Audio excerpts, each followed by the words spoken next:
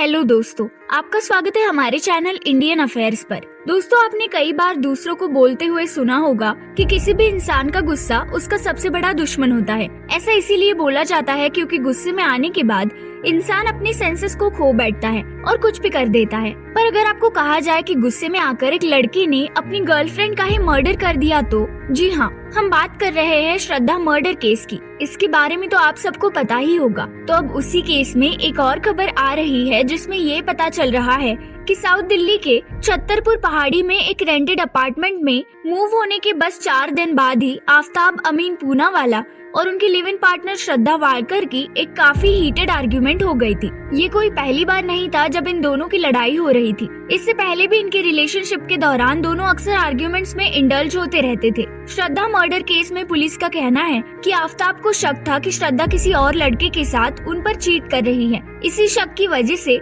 18 मई को उन दोनों की आर्ग्यूमेंट काफी बढ़ गई और लड़ाई में बदल गई। आफ्ताब और श्रद्धा की ये लड़ाई इतनी बढ़ गई कि आफ्ताब ने गुस्से में आकर श्रद्धा का मर्डर ही कर दिया। आफ्ताब का कहना है कि उनका ये मर्डर करने की कोई प्री प्लानिंग नहीं थी। इसके आगे पुलिस का ये भी कहना है कि श्रद्धा को मारने के बाद उनकी बॉडी के पीसेस करना, आधी रात को उन पीसेस को डिस्पोज करना और श्रद्धा के सोशल मीडिया हैंडल्स को एक्टिव रखना, ये सब अनप्रिपेयर्ड था। श्रद्धा को मारने के बाद आफ्ताब पैनिक हो गए और फिर उन्होंने पूरी रात बैठकर ये प्लान किया कि उनके पड़ोसियों या पुलिस को पता चले बिना वो श्रद्धा की बॉडी को कैसे डिस्पोज कर सकते हैं। इसी बीच उन्होंने डेक्स्टर जैसे क्रिमिनल टीवी शोज को रिकॉल किया और उन टीवी शोज में दिखाए गए तरीकों को फॉलो करने का डिसाइड किया। रिपोर्टेडली आफ्ताब ने दिल्ली पुलिस को बताया कि क्योंकि वो फर्स्ट फ्लोर पर रहते थे, इसी वजह से फर्स्ट फ्लोर से पूरी डेड बॉडी को नीचे तक लेकर जाना काफी रिस्की था। इसी से बचने के लिए आफ्ताब ने श्रद्धा की बॉडी को छोटे छोटे टुकड़ों में कट किया और फिर दिल्ली के अलग अलग एरियाज में उन सभी हिस्सों को डिस्पोज कर दिया।